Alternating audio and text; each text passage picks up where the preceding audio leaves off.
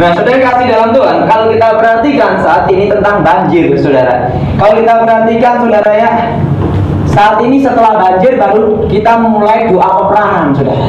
Kenapa sebelum banjir kita tidak doa peperangan dulu? Setelah semua tenggelam baru peperangan, saudara. Tapi sudah terlanjur nyasar duluan, saudara.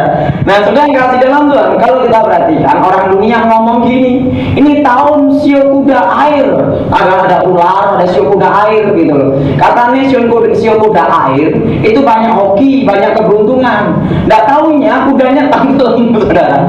Bukannya tambah hoki, tambah bangkrut, saudara. Saya beritahu, saudara. Ini orang yang percaya ramalan, ada orang yang paling goblok seluruh dunia.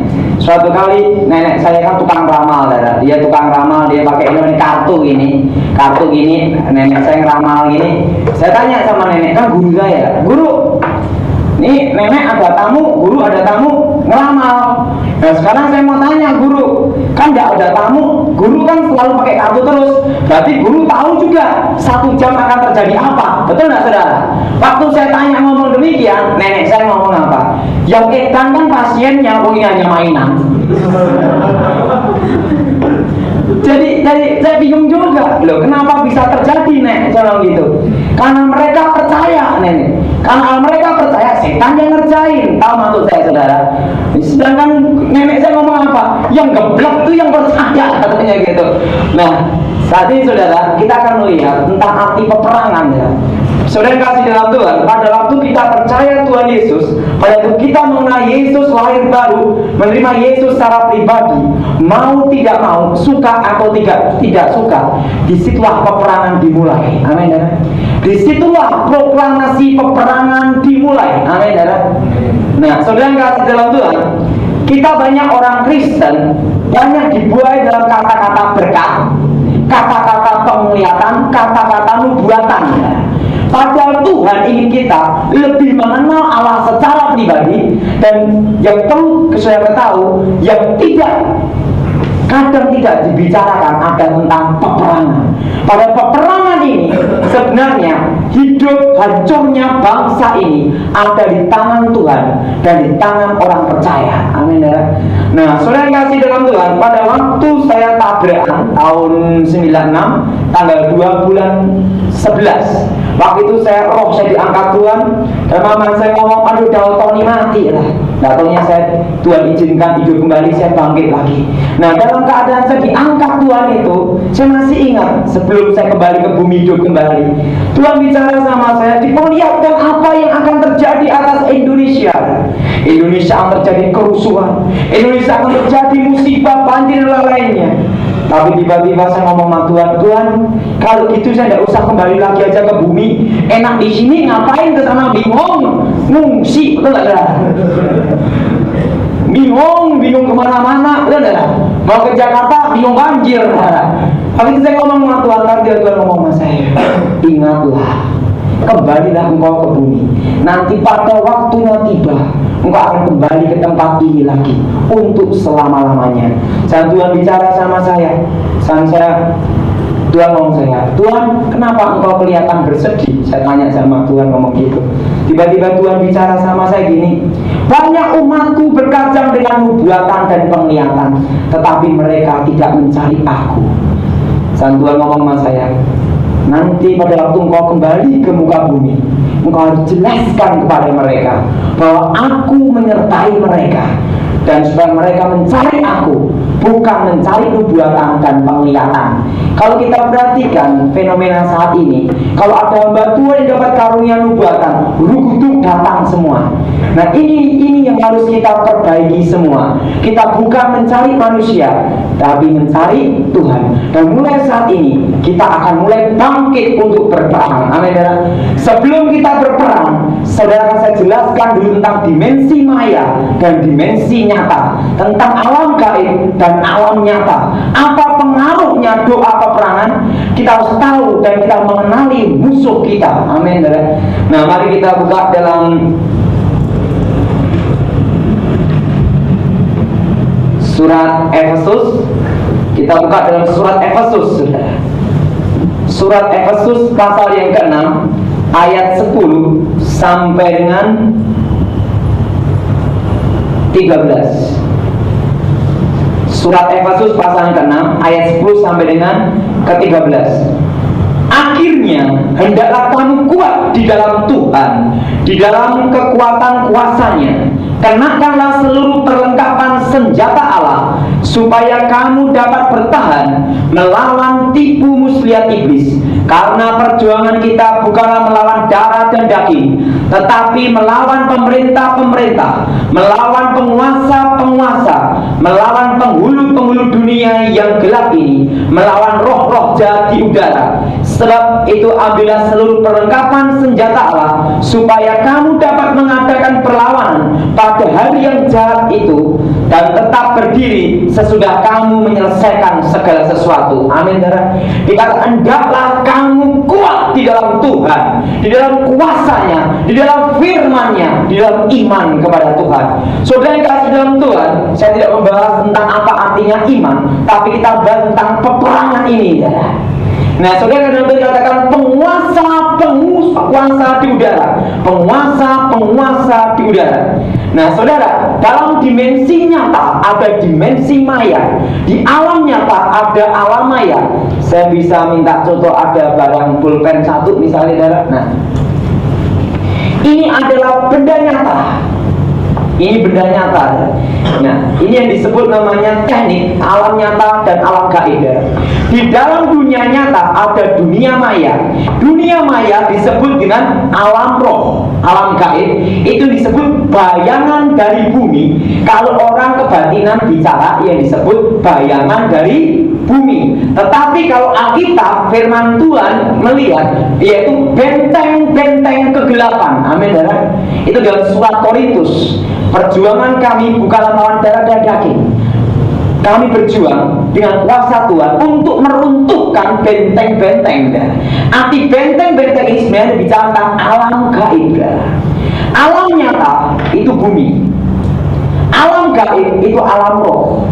Itu seperti apa dan kapan alam gaib tercipta? Saya memberitahu kepada saudara yang kasih dalam Tuhan bahwa Allah tidak pernah menciptakan setan, tapi Allah menciptakan malaikat. Ingat, pada waktu itu saudara, Allah menciptakan semua baik. Amin, saudara. Waktu yang baik semua. Tetapi ada sepertiga malaikat jatuh dalam dosa karena tidak mengadakan suatu kudeta, merebut tahta Allah. Akhirnya terjadi peperangannya, dilempar ke bumi. Kalau kita perhatikan dalam kitab Kejadian, bumi belum berbentuk dan masih kosong, gelap gulita dalam kitab Kejadian.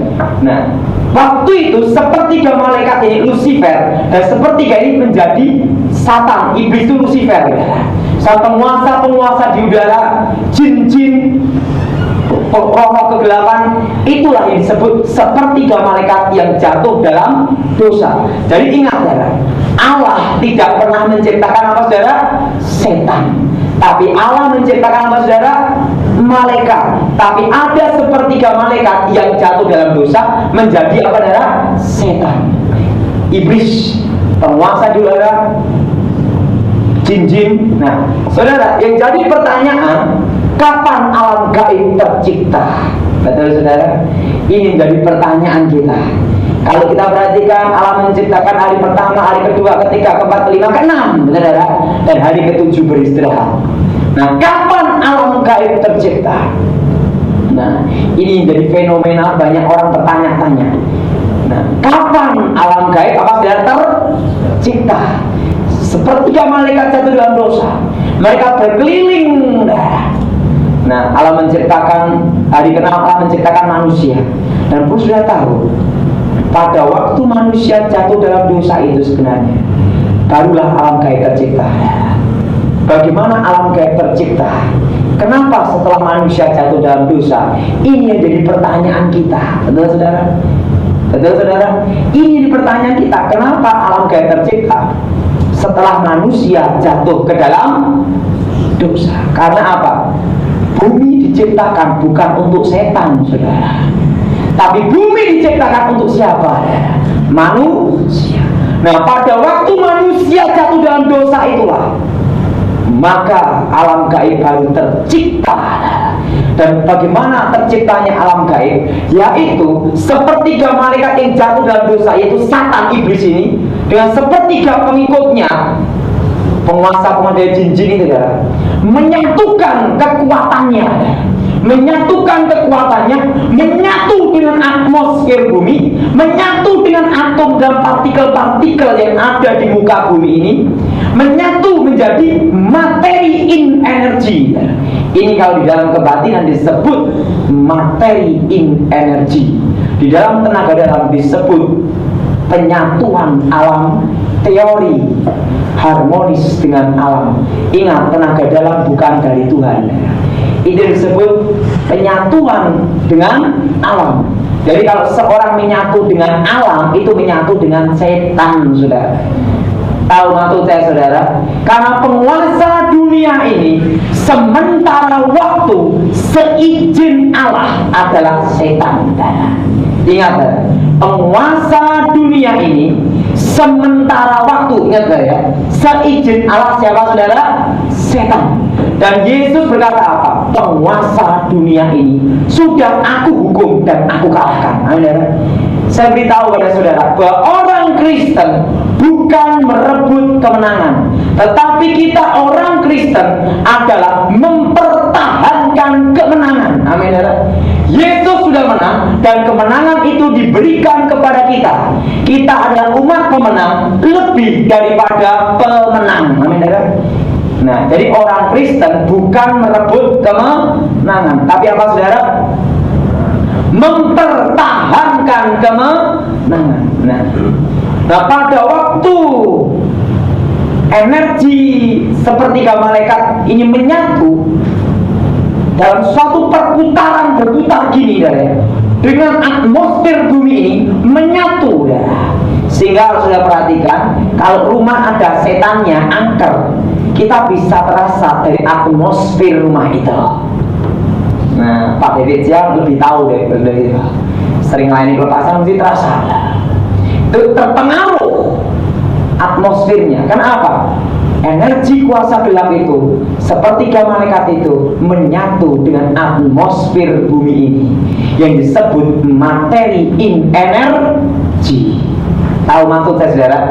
Ini kalau saudara nanti ada orang yang non Kristen belum bertobat, ngajar tenaga dalam, ngajar tentang energi dan materi, tanya, oh masalah ini apa artinya materi in materi, energi in energi. Nah, di manakah energi berasal? Karena di dalam dunia ini ada energi negatif dan energi positif. Itu pelajaran mereka, energi ilahi. Waktu saudara tanya demikian, dia pasti, saya pastikan, tidak akan bisa jawab. Kenapa? Yang tahu hal ini hanya orang yang memiliki ilmu tingkat tinggi. Nah, yang ilmu tingkat tinggi akan tahu bahwa tenaga dalam dari setan. Kalau dia tahu, pasti bertobat. Kemarin ada pertemuan pertama ketua tenaga dalam Semarang, dan kedua pakar perang di Indonesia, tapi tidak tak sebutkan namanya. Nah, yang ketiga itu pertemuan di Semarang. Saya diundang untuk menjadi pembicara seminar mewakili kakek saya, Eyang Sapu Angin Atmojik di Semarang. Nah, waktu itu pembicara pertama ngomong apa? Saya ketua tenaga dalam yang terkenal di Indonesia. Nama saya ini, kartu anggota saya ini. Sebelum saya bahas, saya tidak banyak-banyak cerita, tapi saya beritahu bahwa saya sudah bertobat jadi majelis gereja tenaga dalam dari setan. Akhirnya yang ikut seminar bingung. Dia ngomong, tuh saya bisa ini gini bisa berbuat, itu pompa tak patahin hancur semua gini. Saudara kan tahu sendiri tentang saya, betul nggak saudara? Wah, tahu betul. Bapak kan terkenal di Semarang. Iya. Nah, saat ini saya bertobat. Jadi waktu seminar bingung saudara yang datang. Nah, kan ada 4 orang gitu ya, 3 dari semua dari okultisme, satunya pendeta. Pendetanya waktu akhir khotbah ngomong apa? Kami tidak akan terangkan banyak-banyak, memang dari setan kok, gitu dah. Jadi pendetanya lebih enak gitu dah. Nah, pertama, pembicara yang kedua belum bertobat. Penjara pertama ini kesaksian aja. Nah penjara yang kedua belum bertobat, cerita kenapa ada materi ini. Nah saya nanya, di dalam dunia ada energi negatif positif. Nah, you energi yang mana? Saya bilang gitu, nggak tahu. Katanya ilahi. Wah, saya ngomong goblok loh kayak gitu. Waktu gini, wah ini goblok banget ini, belum apa-apa udah ngaku-ngaku pakar pelana saya gitu. Akhirnya saya ngomong gini, kalau nggak tahu jangan ngomong lah, nanti daripada ngomong apa kayak gitu. Akhirnya, waktu itu kan, kok ada yang tanya gitu kok goblok-goblokin pembicaraan, udah enak ya saya. Nah saya juga berkaitan nih ngomongnya nggak ngawur udah, ngawur ini teorinya salah ya kan, nggak belajar teori itu dah, teori prana ini, teori aura ini dia ngomong teori prana jatuhnya ke sini loh, ini tentang cakra tuh ini loh, ini kok bingung semua, ngawur semua. Saya ngomong, Anda belajar baru berapa tahun sih? Kok dia kan pakar prana baru 2 tahun deh. Wah 2 tahun belum pakar, dan bapak berapa tahun? Umur 9 tahun sudah belajar.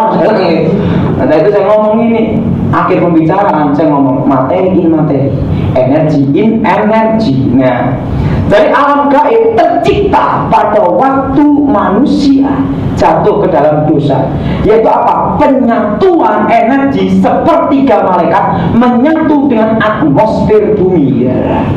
Sehingga Alkitab dalam surat Efesus disebut penguasa di udara. Nah, yang jadi pertanyaan, pusat kegelapan di dunia ada di mana? Ada yang ngomong di Manado. Di Manado dia hanya keluyuran di sana, darah Lucifer. Lucifer hanya keluyuran main-main di sana. Kamu Amerika dia jalan-jalan di sana. Perhatikan, kalau kita perhatikan sebenarnya pusat kegelapan seluruh dunia itu terletak di timur tengah. Pusat kebatinan sebenarnya ada di timur tengah. Pusat sihir semua ada di timur tengah. Agama-agama terbesar semua terpusat di timur tengah. Dan Lucifer bercokol di sana juga. Tapi letaknya di mana tidak boleh saya beritahu. Itu pusat kegelapan seluruh dunia. Ya, saudara perhatikan, Taman Eden secara Alkitab, kalau kita ambil yang letterlek ya, kontekstual ada di mana? Timur tengah. Letak-letak di Alkitab ya. Pusat kegelapan seluruh dunia itu ada di sana. Bukan di Manado. Di Manado dia hanya keluyuran. Nah, Lucifer sendiri saya pernah lihat Lucifer. Wajahnya cakep melebihi Elvis Presley. Benar. Saya beritahu, setan itu tidak berkelamin. Tidak berkelamin laki maupun perempuan. Memang wajahnya seperti kayak laki-laki ya, anak muda. Ingat ya, yang kalau saudara perhatian ada ngomong setan tuh wajahnya kayak gombel gini. Ada juga demit tuyulnya ya. Wujud setan yang asli sampai sekarang itu masih malaikat saudara. Seperti malaikat yang jatuh dalam dosa itu. Tapi sama saya, cakep saya. Apalagi sama Pak Jendi, wah. Apalagi sama Pak David ya. Kalah jauh, kenapa? Dia nggak bertobat, kita bertobat. Itu bedanya di situ.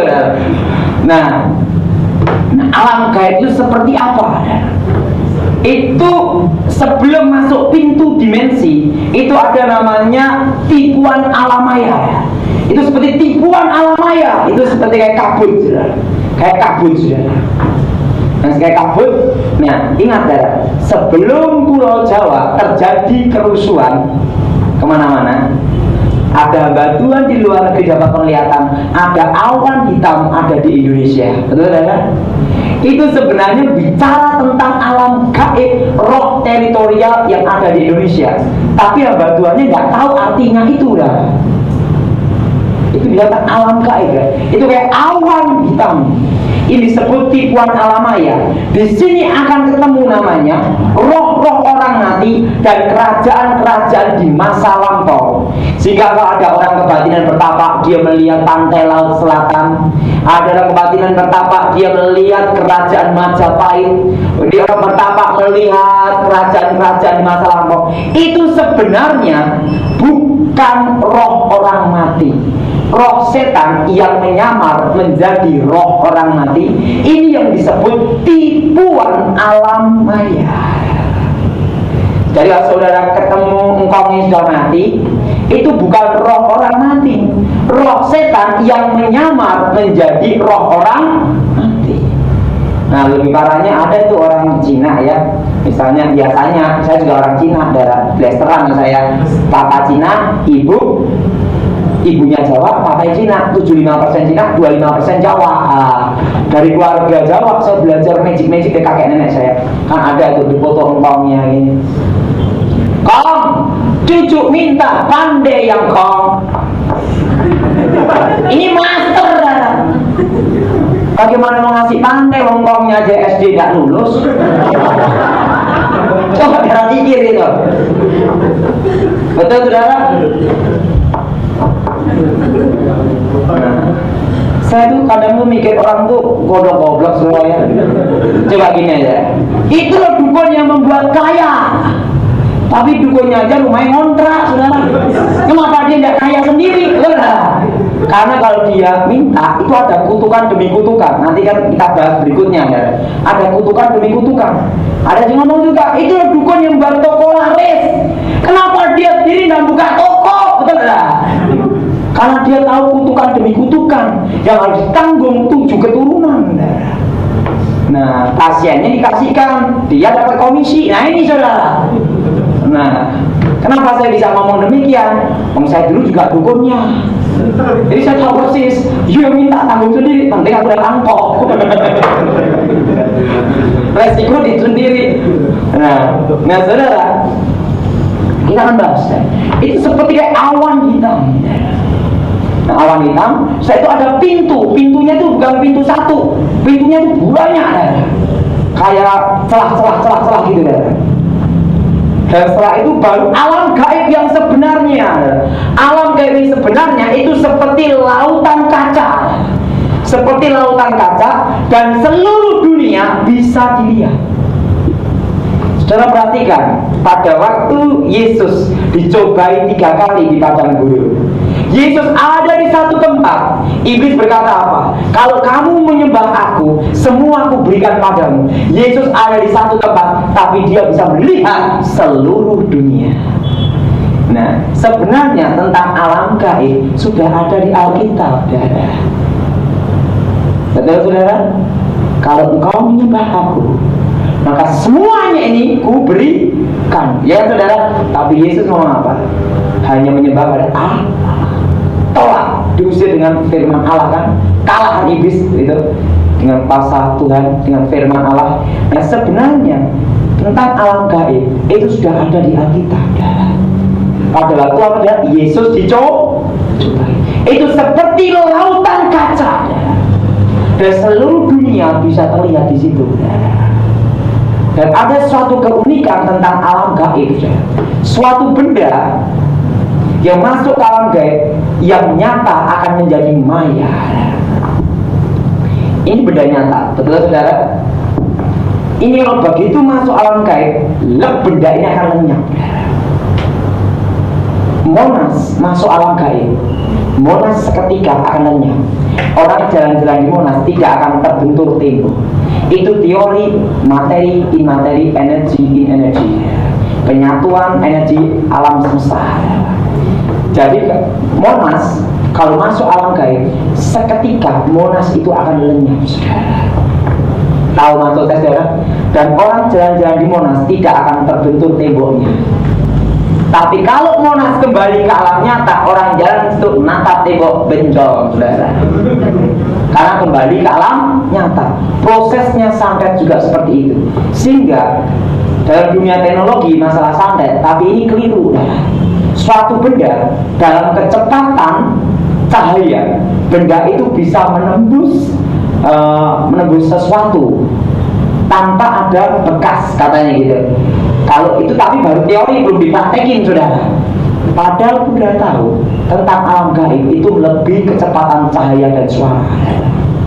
Sok gitu.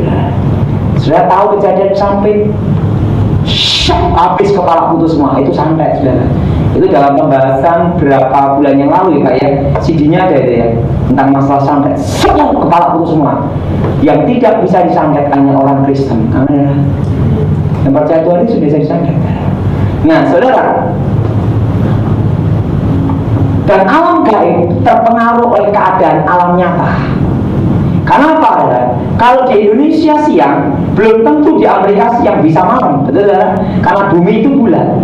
Nah, alam gaib juga terpengaruh oleh alam nyata karena menyatu dengan alam semesta. Jadi gini, saudara, seperti manusia dengan bayangannya, seperti telur dengan bayangannya, tidak menyatu tapi tidak berbenturan. Tahu maksudnya ya? Tidak menyatu tapi tidak berbenturan. Nah, ngerti ini ya? Tahu maksud saya? Nanti yang dalam opini enggak? Ngerti saya?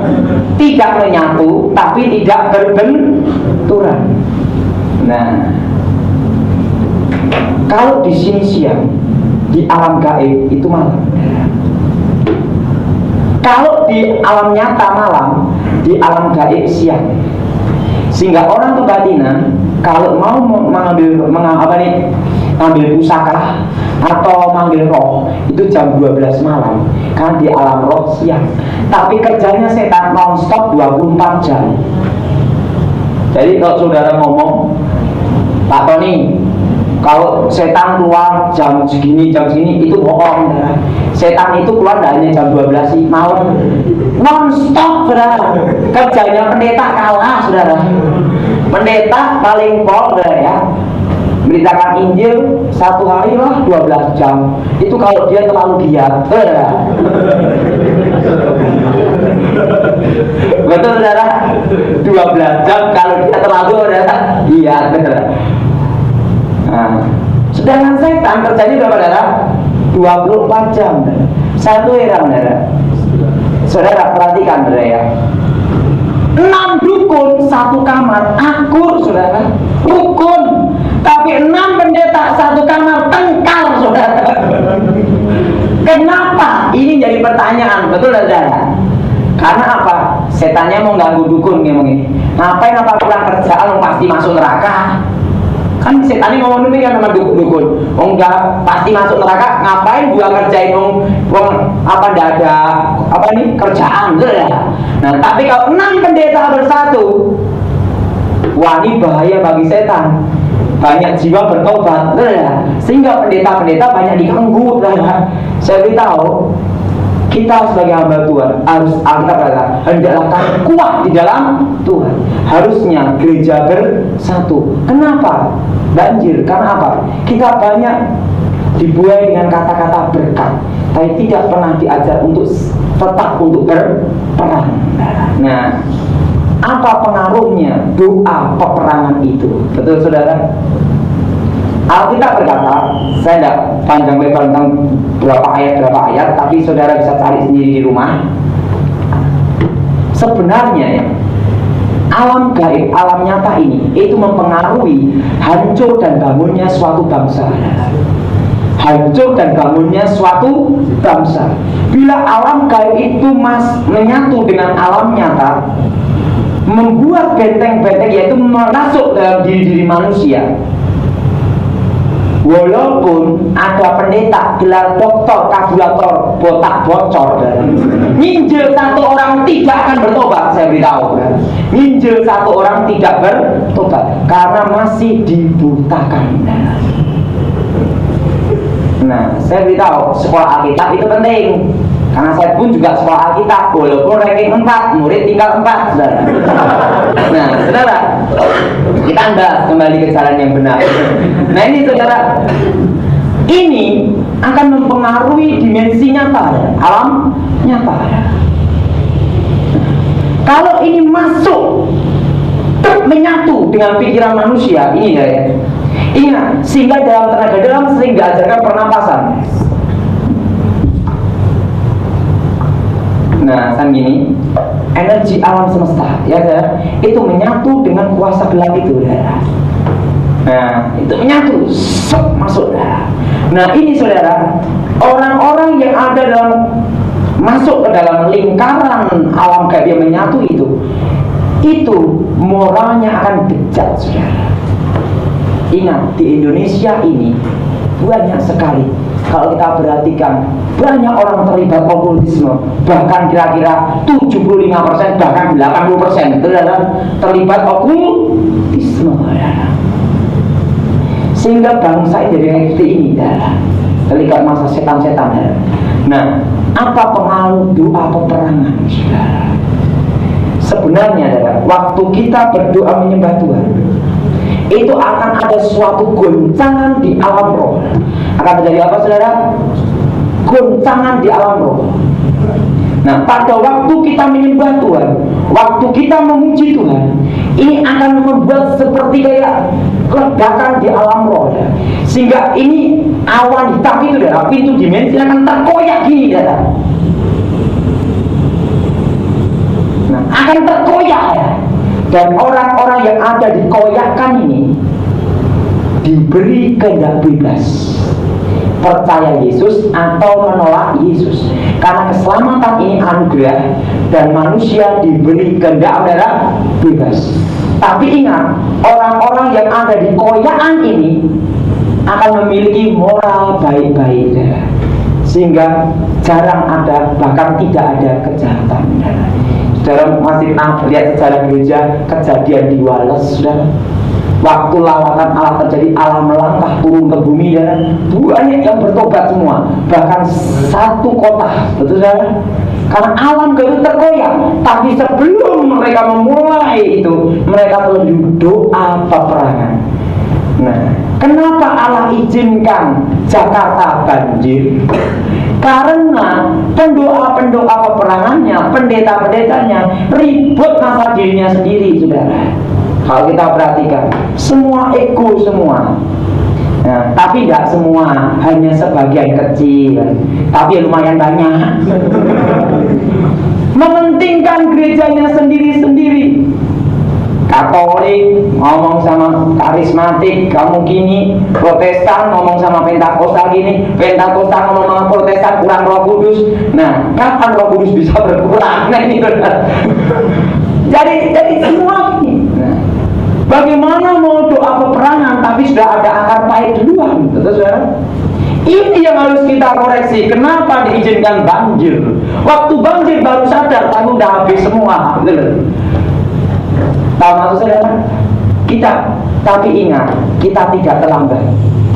Ini masih ada waktu. Kita berperang.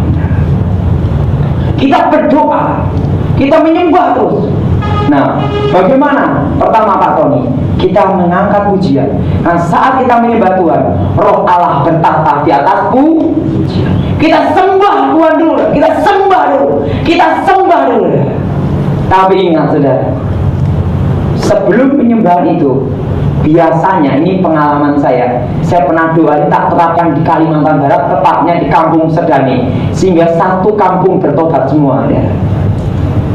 Biasanya setan akan menjebak dalam suatu penglihatan palsu, ya. Namanya tipuan alam maya, supaya memecah konsentrasi, bahkan bisa memecah belah tim, saudara. Nah, suatu penglihatan dari Tuhan pasti didahului hadirat Allah dan damai sejahtera, ya. Nah, jadi saudara, kunci membedakan antara dari Tuhan atau tidak, itu adalah kalau itu dari Tuhan, mendatangkan damai dan bukan perpecahan, ya. Nah, jadi saudara, apa yang lakukan terlebih dulu? Angkat pujian, menyembah Tuhan terus, saudara. Tapi biasanya itu setan akan menjebak dalam ini, ya. Bayangin, ya, ada orang doa peperangan, ngomongnya juga ngawur, ngomong gini, saudara. Kalau nama Tuhan Yesus, jarak radius 5 km, aku bom dalam nama Yesus. Saya tanya sama dia, kapan dia ngerakitnya? Gitu. Tuhan berperang di depan bangsa Israel, di depan Yosafat. umat Allah melihat kemenangan, yaitu mereka mengangkat adalah pujian, menyembah dulu. Waktu menyembah, Allah bertahta di atas pujian. Nah itu alam roh akan terkoyak gini ya. Tapi ingat, akar pahit ini harus diangkat terlebih dulu ya. Gosip-gosip harus diangkat terlebih dulu. Nah, siapakah yang boleh naik ke gunung Tuhan, menghadap yang maha kuasa, yang maha kudus? Orang yang bersih hatinya dan mulutnya yang tidak menyerahkan penipuan. Nah kalau hatinya aja pelayanan masih cari duit, bagaimana doa peperangan, saudara? Betul, saudara? Bagaimana mau berdoa berperang? Bisa-bisa ngomong gini, wah doa peperangan bukannya doa perang, tapi gosipin pendeta lain. Nah repot, saudara. Kita harus hentikan. Kita semua hamba Tuhan yang melakukan hal itu, ya termasuk saya atau saudara, bertobat semua. Amin ya. Akar pahit ini harus diangkat, saudara. Kita tidak boleh menyalahkan satu dengan yang lain, tapi kita koreksi diri kita untuk memulai suatu peperangan. Bagaimana mau berperang tapi tidak ada senjata? Senjatanya firman Tuhan. Hendaklah kamu kuat di dalam Tuhan. Nah pada waktu kita menyembah Tuhan, mengangkat pujian, dan lu sudah tahu di Indonesia ini pemimpin tertinggi setan ya. Itu pemimpin pemimpin seluruh Indonesia. Elusika itu Satan, penguasa di udara ada di Indonesia ada ya. Itu jenderal setan yang bernama Nyai Roro Kidul. Pusatnya di Jawa Tengah, Parangtritis, Jogja dan Solo. Sehingga setiap pergolakan di seluruh Indonesia pasti dimulai dari Jawa Tengah, Jogja, Solo. Tahu maksud saya, saudara? Dan di dunia alam roh itu berbeda dengan dunia alam nyata. Di alam roh tidak ada tuh penguasa di udara kudeta sama Lucifer.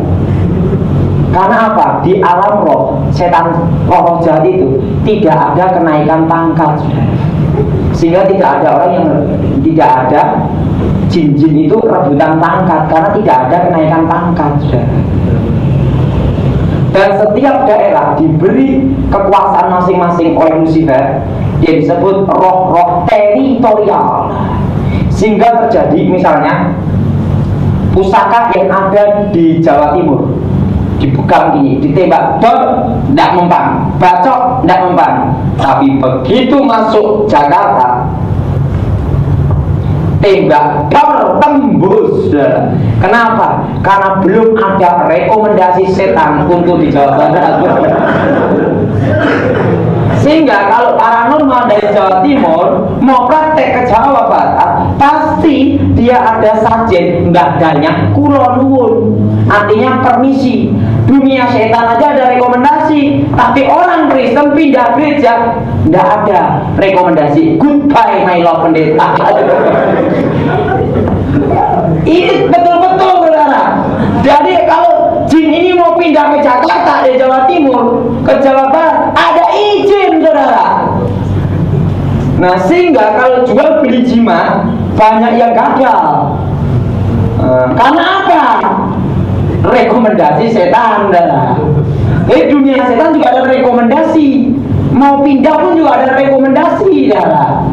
Nah dalam dunia roh itu jenderal itu ada bawah-bawahnya. Di satu negara itu ada jenderal. Nah kalau tim-tim lepas bagaimana? Langsung ada jenderal pengganti di situ, saudara. Nah, jadi jenderalnya dulu kalau di tim-tim itu masih Indonesia, tapi tim-tim lepas jenderalnya gak itu, saudara. Langsung yang berkuasa di situ jadi yang tertinggi di situ, saudara. Jadi alam roh dan alam nyata ini mempengaruhi alam roh juga. Teritorial. Tahu maksud saya, saudara?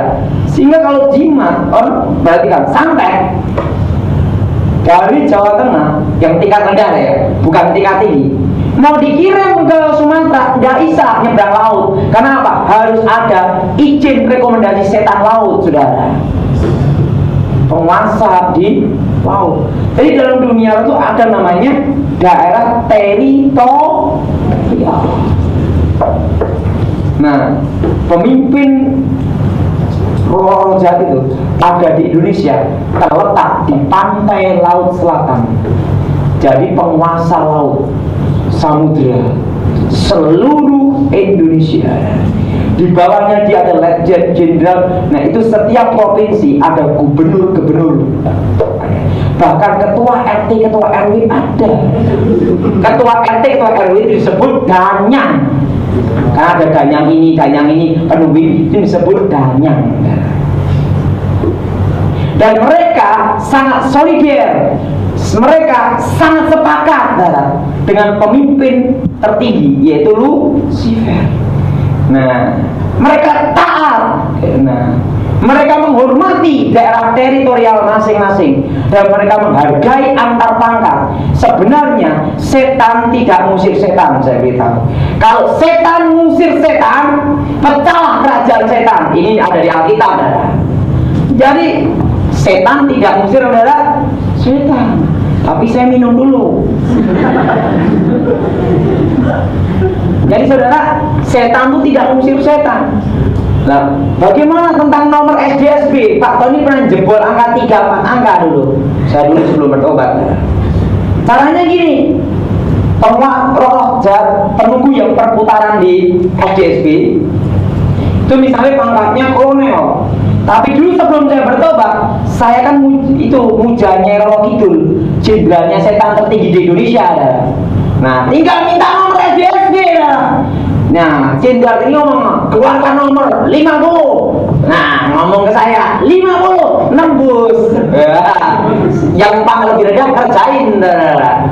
Tapi kalau dukunnya misalnya pangkatnya letnan, nyuruh yang di Jakarta keluar nomor ini, pangkatmu lebih rendah, menghargai teritorial, dikasih nomor blong.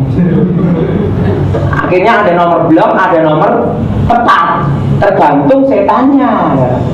Jadi saudara perhatikan bahwa setan mengusir setan itu tidak benar, tapi menghargai antar apa saudara? Antar pangkat. Jelas ya? Sudah ada gambaran di sini ya. Sudah ngerti ya? Jadi setan tidak mengusir setan. Nah, kalau Kalimantan itu ada juga ada pangkatnya Pak Kolonel. Nah, dan setiap batalion itu ada jenderal-jenderalnya. Batalion perjinahan, batalion ilmu kebal, batalion apa nih? Ilmu santet, batalion ilmu lea, batalion ilmu pelet, batalion roh apa nih? Apa jenis roh vudu, dan batalion apa nih? Berbagai batalion, banyak sekali ya. Nah, ini jadi pertanyaan, Pak, jumlah setan berapa? Nggak tahu, yang tahu hanya Tuhan, saudara. Karena di Alkitab tidak tertulis, saudara. Setan ada berapa? Roh jahat ada berapa? Tidak ada, saudara. Kalau iblis, Satan, Lucifer itu satu, saudara. Lucifer. Seperti ke malaikat ini, nggak tahu. Saya sendiri juga nggak tahu, saudara. Banyak sekali, saudara. Nah, jadi saudara, namanya roh-roh teritorial. Nah, bagaimana untuk Jakarta ini? Kata saudara, yang apa kita lakukan? Kita hendaknya bersatu untuk merobohkan benteng alam gaib ini. Tahu maksud saudara? Merobohkan benteng alam gaib. Nah, peperangan kita bukan melawan darah dan daging. Saudara tahu di Indonesia ini, di Jakarta ini banyak apa? Roh korupsi, ya. Roh korupsi, roh perzinahan. Tapi yang paling ini ya, yang paling kuat teritorial ini paling kuat adalah roh Pangeran Jayakarta. Saya beritahu, Pak, apakah setannya namanya Jayakarta? Ini jadi pertanyaan. Nah, iblis, penguasa di udara, itu mengambil mitos-mitos seperti Nyai Roro Kidul. Itu adalah mitos orang Jawa. Roh setan nyamar menjadi Nyai Roro Kidul. roh kegelapan nyamar. Nanti kalau di Jakarta, Pangeran Jayakarta akan menyamar menjadi roh Pangeran Jayakarta. Tapi ini bukan roh manusia Jayakarta, roh setan yang menyamar, menyatakan dirinya gitu. Nah, kisah sebenarnya kita melayani pelepasan, mengusir setan dalam nama Yesus itu berdasarkan manifestasinya dan pekerjaannya. Kenapa? Kita kan tidak tahu nama malaikatnya dulu siapa. Betul saudara? Jadi kita ini mengusir setan berdasarkan manifest dan batalionnya. Sudah ngerti maksud saya? Ngerti kan saudara? Jadi kita mengusir setan dalam nama Yesus itu berdasarkan batalionnya. Perjinahan itu ada jenderalnya juga, saudara. Kalau jenderal perjinahan itu ada di Bangkok, saudara. Nah, kalau di situ ada batalion jenderal terkuatnya perjinahan, di situ pasti terjadi banyak perjinahan. Nah, tapi di Bangkok kayak apa? Bagaimana saya tidak tahu, saudara. Karena saya belum pernah ke Bangkok. Kayaknya saya pernah masuk alam roh. Oh, ini penguasa gini tuh, saudara. Dulu sebelum bertobat, saudara. Nah, misalnya itu setiap itu pengaruh ya. Misalnya ilmu kebal, kan ada tingkatan-tingkatannya. Tinggal roh apa yang masuk, tingkat apa, tingkat kobal atau tingkat letnan atau kolonel itu ya. Jadi ada namanya pangkat-pangkatnya. Tapi jenderal ilmu kebal ada sendiri ya. Jadi semua itu ada batalionnya semua. Ada teritorialnya masing-masing ya. Batas-batas wilayah. Dan kalau pindah harus ada apa saudara? Izin. Jadi kalau orang Kristen kalau pindah gereja nggak izin, perlu bertobat. Kalah sama setan aja pindah ada saudara izin, betul nggak saudara? Ngerti ya saudara? Nah, repotnya ya di sini hari Minggu di gereja Petani, haleluya. Minggu kemudian di gereja Sunisnya Katolik. Minggu kemudian ada di Tiberias. Untung nggak keliru ke dukun saudara hari Minggu, amin saudara. Nah, jadi tidak boleh pindah-pindah apa saudara? Gereja. Di mana engkau ada, disitulah engkau berjemaat. Nah, saudara, daerah teritorial kayak awan hitam, penguasa di darat. Jadi kalau saudara mimpi ketemu roh orang mati, itu bukan roh orang mati. Itu siapa saudara? Roh setan yang menyamar menjadi roh orang mati. Nah, bagaimana tentang penginjilan roh orang mati? Itu keliru apa enggak Pak Tony? Keliru. Sudah bisa baca bukunya tentang dunia roh yang saya buat, saudara. Itu bukan roh orang mati, saudara. Itu roh setan yang menyamar. Nah, ini waktunya udah berapa nih Pak?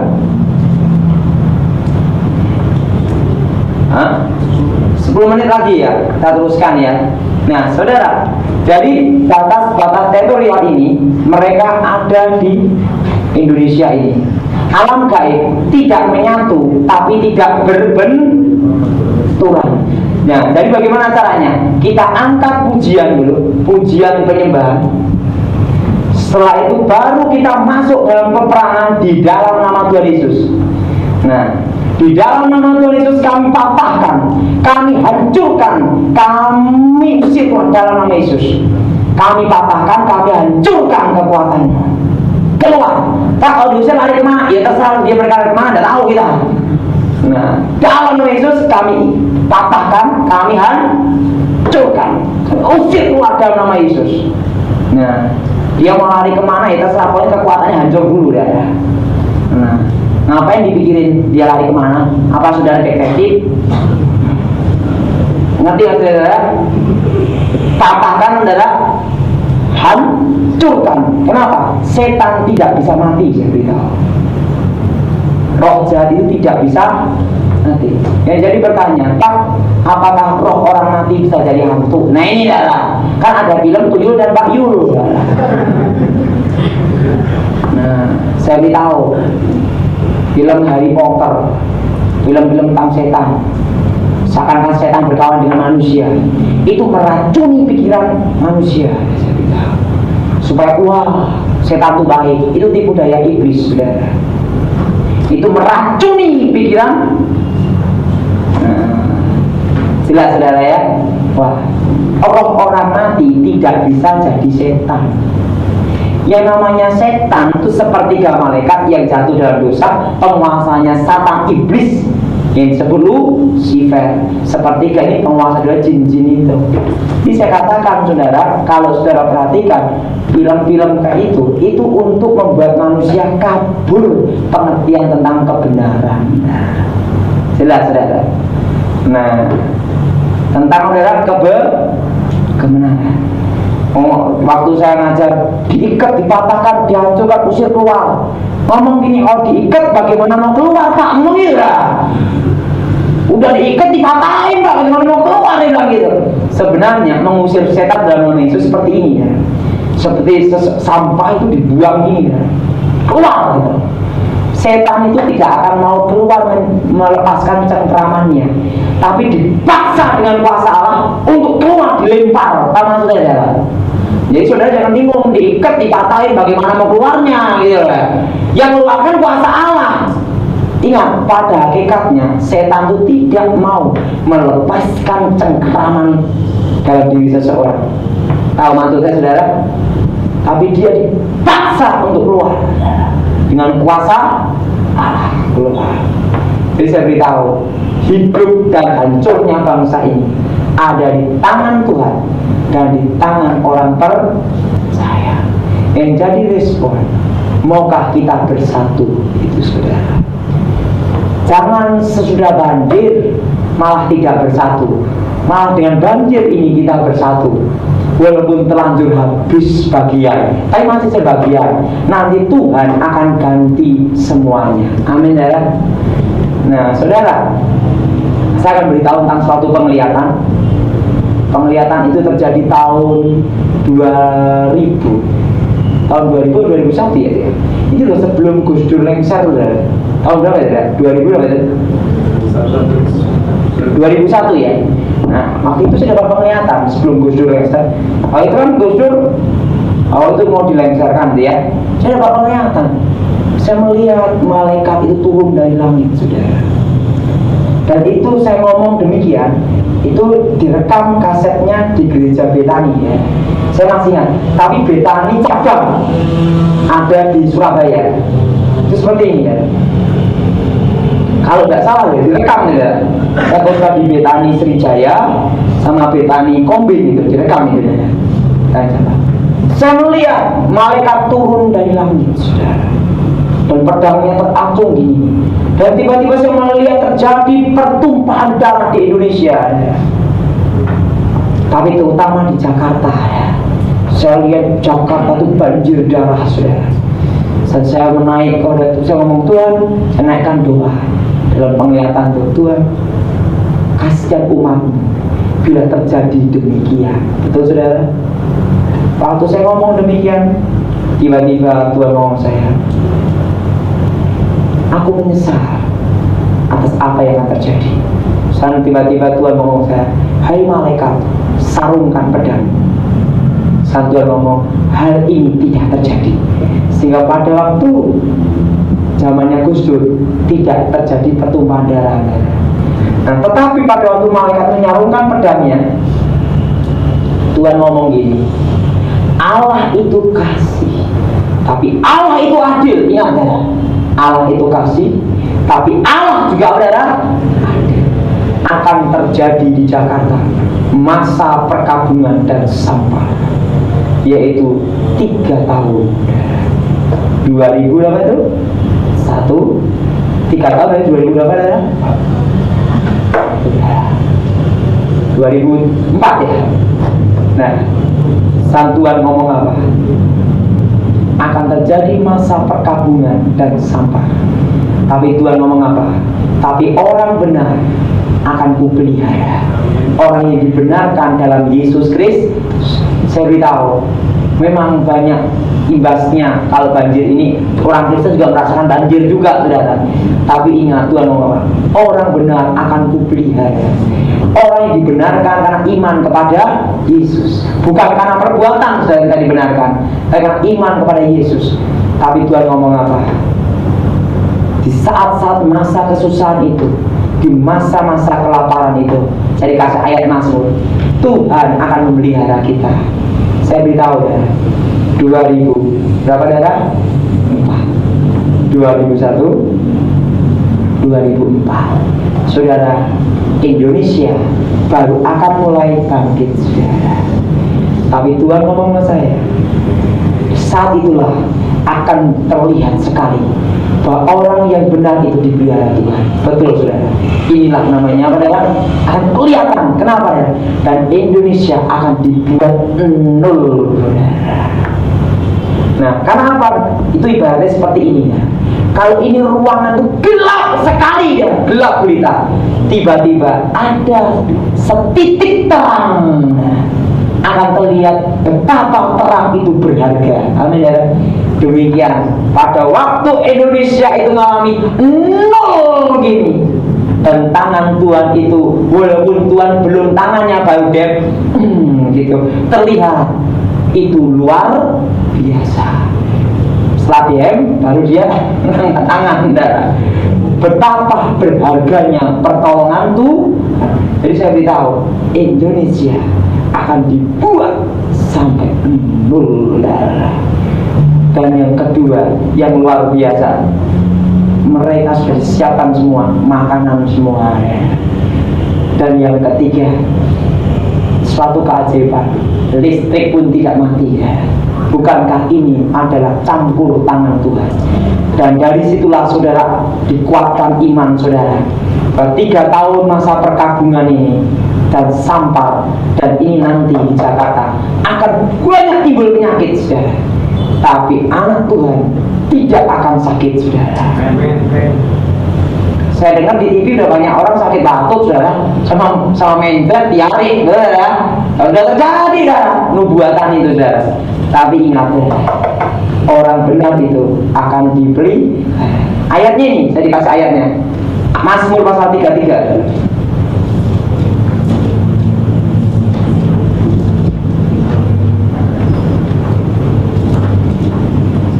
Mazmur pasal 33.